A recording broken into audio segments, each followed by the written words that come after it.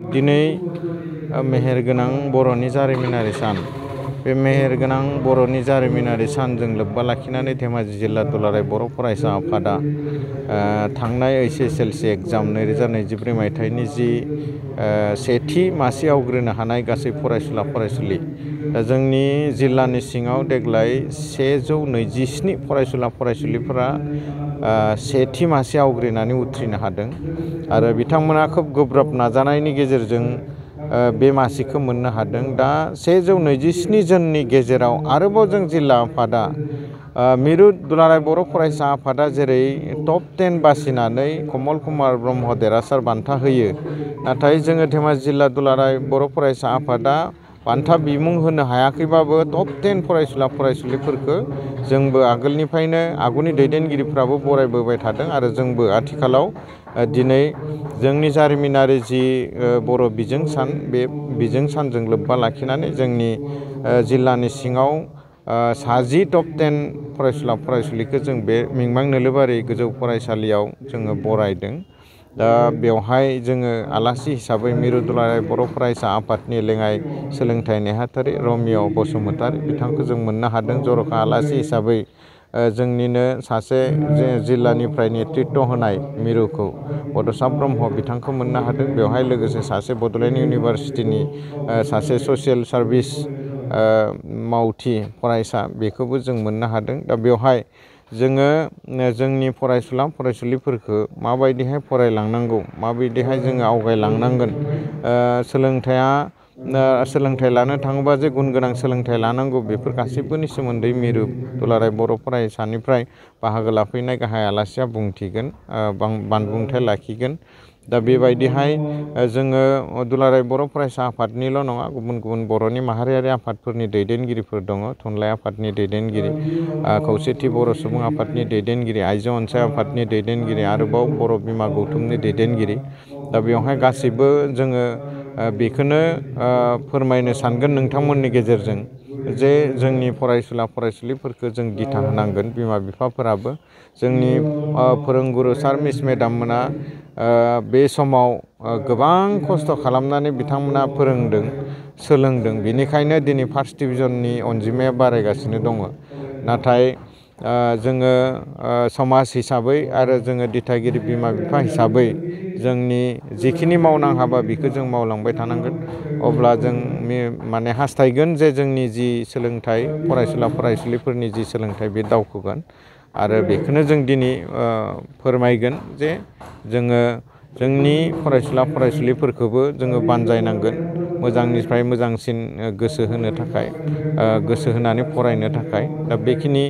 बाथ्राया जोंनि दिनैनि बे बरायनाय हाबाफारियाव सावरायनाय जागोन। दिनै बर' बिजों सान। बे समाव दुलाराय बर' फरायसा हिसाबै आरो बर' थुनलाइ आफाद हिसाबै जोंथ' माने आफादनि जानानै गोबां नाजाबोगासिनो दङ। दा बेवहाय जोङो दुलाराय बर' फरायसा आफाद आरो बर' थुनलाइ आफादा बर' बिजोंखौ फोथांनो थाखायनो खामानि मावबाय दङ। आरो जाय बिथांमोना बै समावनो बर' थुनलाइ आफाद आरो बर' फरायसा आफादखौ दानानै दिनै गोख्रों बर' बिजोंखौ फोथांनानै लाखिनायनि खामानि मावगासिनो दङ, बिथांमोननो जोङो बे सानाव, दिनैनि सानाव जों साबायखर जासिगोन। आरो जोंबो आथिखालनि मावथि जानानै दा जोङो बर' बिजोंखौ फोथांना लाखिनो थाखाय खामानि मावगासिनो दङ। जाय फरायसालिफोराव फरायसुला फरायसुलि खमायलांदों बेवहाय जों सांग्रांथि मेल खुंहैदों। बेवहाय बर' फरायसाफोर बांहोनांगौनि थाखाय जाय फरायसालियाव फोरोंगिरि गैया बा फोरोंगिरि साफिसियेन्ट नङा बा बहाबा जिर' फोरोंगिरि, बेनि रिपर्टफोरखौ जों बुथुमलायनानै दिनै आफादारि हिसाबै सावरायदों आरो सरकारनोबो फोरमायदों बेवहाय जोंनो फोरोंगिरि नांगौ। आरो बे खोब सम्भब, बेनिखायनो जानो हागौ सरकाराबो 2 बोसोरनि टार्म होदोंमोन। आथिखालाव 1 बोसोर थांबाय, 1 बोसोरल'सै। बे 1 बोसोराव जोङो जोंनि उन्दै उन्दै गथ'फोरखौ जोंनि जि बिजोंनि सोलोंसालि, जोंनि गुदि फरायसालि, बेवहाय जोङो नोंथांमोननि गेजेरजों खावलायगोन गथ' गथायफोरखौ बर' बिजों फरायसालियाव होनांगौ आरो जोंनि बिजोंखौ फोथांना लाखिनाय आरो जोंनि बर' बिजोंजों सोलोंथाइ लानानै साफा साफा फुंखा सुबुं महरै सोरजिनानै लानो हानाय बा फुंखा सुबुं जानो हानाय, बे फारसे जोङो दिथागिरि बिमा बिफा, जोङो समाज, जों फोरोंगिरि आफाद जों गासैबो माहारियारि आफादफोरा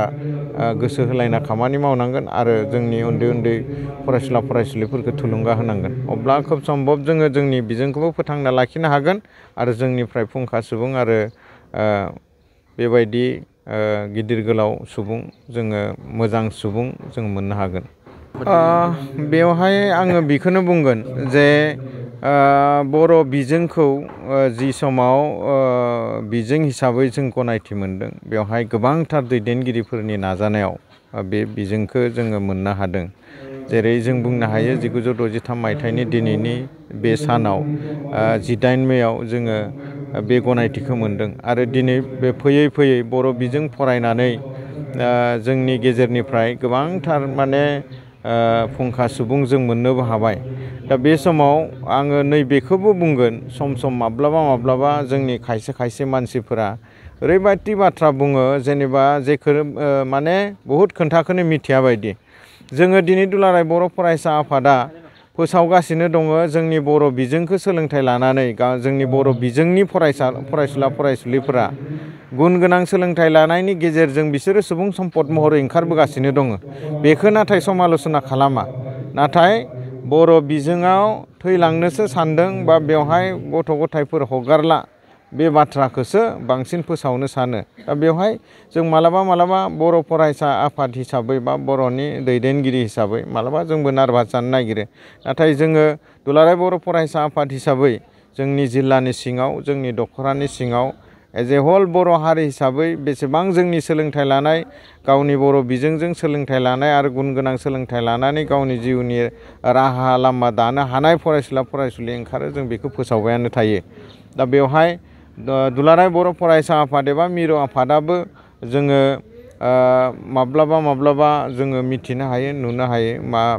नुना मोनो जे जोंनि गेजेराव थांनाय समफोराव बेसेबां फरायसुला फरायसुलिफोरा डक्टर मोननो हादोंमोन डक्टरशिप मोननो हादोंमोन फरायनो आरो बेसेबां फरायसुला फरायसुलिफोरा माने ACS APR जादोंमोन बेसेबाङा जोंनि बर' बिजोंजों फरायनाय बेसेबाङा गुबुन बिजोंजों फरायनाय दा बेफोरखौ नोजोर बोयोब्ला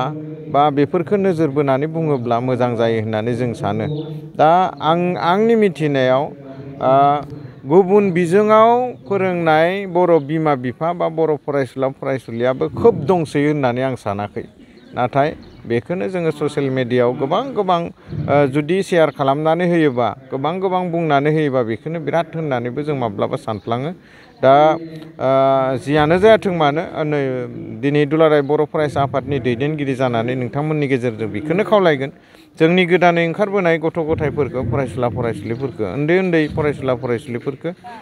जोंनि बिजोंनि फरायसालियावनो होनांगोन जोंनि बिजोंजोंनो फोरोंनांगोन आरो दैदेनगिरि बिथांमोनखौबो खावलायगोन जे जुदि थारैनो जों जुदि बे बाथ्राखौ साननानै मावाब्ला जों थारैनो बे दैदेनगिरिया सोंखारि जाबाय थागोन आरो बे दैदेनगिरिनि थाखायनो गुबुन जोंनि माखासे दैदेनगिरियाबो बदनाम मोनफागोन जाहाथे नैबेखौ खालामा बिथांमोनाबो गावनि फैबाय थानाय इयुननि फरायसुला फरायसुलिखौ जाहाथे गावनि बर' बिजोङावनो सोलोंथाइ होयो फोरोंथाइ होयो बेखौ नोंथांमोननि गेजेरजों खावलायगोन साख्रि नागिरग्रा सुबुंफोरनि थाखाय गोजोनथाव खौरां गिबि खेबनि थाखाय आरबि मेथमेटिक्स सेन्टारा बाक्सानि सदर मसलपुराव गासै कम्पिटिटिभ एग्जामनि थाखाय गोदानै कचिं सेन्टार बेखेवनो थांगासिनो दं जायफोर सुबुंफ्रा गोजान जायगायाव थांनानै कम्पिटिटिभ एग्जामनि थाखाय कचिं लानो हायाखैमोन बिथांमोना बे बारनिफ्राय बे कचिंनि खाबुखौ आरबि मेथमेटिक्स सेन्टारनि जोहै मसलपुराव मोननो हासिगोन बे कचिं सेन्टाराव बिथांमोना direct requirement 3rd and 4th grade railway SSC army GD Agniveer bank police आरो टेट आनजादफोराव जिरायनो हानाय बायदि रोंगौथि गोनां फोरोंगिरिजों फोरोंथाय होनाय जागोन बे कचिं सेन्टारनि सोमोन्दै आबुङै मिथिनो थाखाय 9101450597 6900584714 आरो 93651322 जानबुं अनजिमायाव खौरां लानो हागोन